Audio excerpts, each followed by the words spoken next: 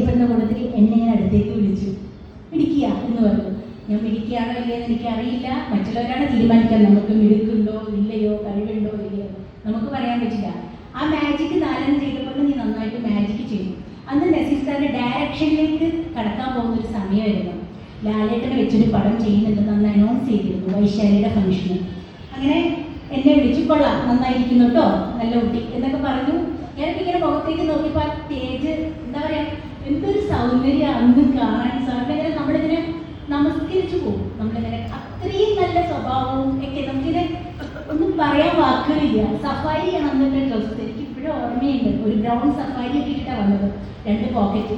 Safari എന്ന് പറയാൻ കാരണം എൻ്റെ ഫാദർ ഒരു സഫാരിക്കാരനാണ്. 4 പോക്കറ്റ് ഉണ്ടാവും.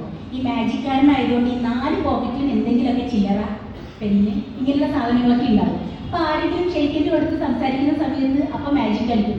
അൻസാർക്ക് മുമ്പിലുണ്ട്, അൻസാർക്കൊക്കെ അറിയാം, മാജിക് കാണിക്കാറുണ്ട്. അതിനാണ് ഈ സഫാരി ഇടുന്നത്. നസീർ സാറിന് എവിടെ ഫംഗ്ഷന് പോയാലും സഫാരിയാണ് ഉപയോഗിക്കാറ്. അത് കഴിഞ്ഞ് ഒരാഴ്ച കഴിയുമ്പോഴാണ് സാറ് ഹോസ്പിറ്റലൈസ് ആയി കേൾക്കുന്നതും പിന്നെ മരിക്കുന്നതും. പിന്നെ എനിക്ക് കിട്ടിയ ഒരു വലിയ ഭാഗ്യം എന്ന് പറഞ്ഞാൽ സാറ് മരിച്ച സമയത്ത് ചിറയൻകീഴ് കൊണ്ടുവന്നു. അപ്പം എൻ്റെ സിസ്റ്ററും ഞാനൊക്കെ ഭയങ്കര ഫാൻസാണ് സാറ് എന്ന് പറഞ്ഞപ്പോൾ എങ്ങനെയെങ്കിലും പോകണം. അന്ന് കാറൊന്നുമില്ല. ട്രാൻസ്പോർട്ട് സ്റ്റാൻഡിൽ പോയി ട്രാൻസ്പോർട്ട് ബസ് പിടിച്ച് ചിറയൻകീഴിക്ക് പോയി. ഞങ്ങൾ പോയി കഴിഞ്ഞപ്പോഴേക്കും മയ്യത്ത് എടുക്കാനുള്ള സമയമായി. അപ്പോഴേക്കും എല്ലാവരും പറഞ്ഞാൽ 2 കുട്ടികൾ വരുന്നുണ്ടെന്ന് കാണിക്കണം എന്ന് പറഞ്ഞു. അപ്പോൾ പഞ്ഞി മുഖത്ത് വെക്കാൻ പോകുക സാറിൻ്റെ.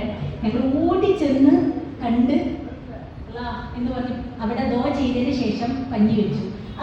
ഒത്തിരി സെക്കൻഡ് തെറ്റിയാൽ കാണാൻ പറ്റില്ലായിരുന്നു. അങ്ങനെയും ഒരു വലിയൊരു ഭാഗ്യം എനിക്കുണ്ടായി. അല്ലാതെ ഞാൻ അഭിനയിച്ചിട്ടില്ല.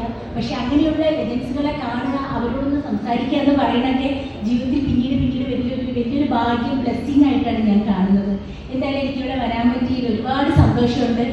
എല്ലാവരുടെയും ശ്രീലത ചേച്ചി എന്ന് പറയുന്നത് കോമഡിയുടെ ഏറ്റവും വലിയ, കാരണം നമ്മൾ കാണുമ്പം കോമഡിയിൽ ശ്രീലത ചേച്ചി, ബാസു ചേച്ചി എന്ന് പറയും. ഇന്ന് അങ്ങനെ ഒരു പേര് മലയാള സിനിമയിൽ ഇല്ല. കോമഡി ശ്രീലത ചേച്ചി കഴിഞ്ഞാൽ പിന്നെ കൽപ്പന ചേച്ചിയാണ് വന്നത്. പിന്നെ ആരും ആ സ്ഥാനത്തേക്ക് വന്നിട്ടില്ല മലയാള സിനിമയിൽ.